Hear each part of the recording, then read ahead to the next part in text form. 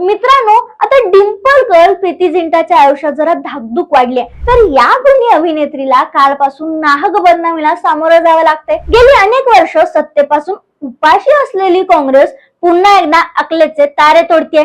की प्रीती जिंटाचे 18 कोटीचं कर्ज भाजपनं माफ केलं आणि त्या बदल्यात आपलं सोशल मीडिया अकाउंट भाजपला चालवायला दिलं.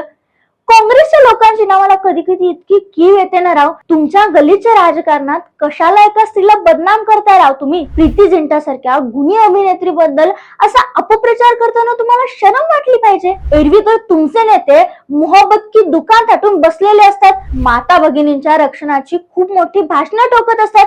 अरे मग आता कुठे गेली तुमची नीतिमत्ता, कुठे गेली तुमची तत्वे. एक कलाकार स्त्रीचा फोटो वापरून खोट्या बातम्या चालवणं हेच का तुमचं तथाकथित स्त्री दाक्षिण्य. तुमच्या फालतू राजकारणासाठी आमच्या डिंपल गर्लला नका बदनाम करू.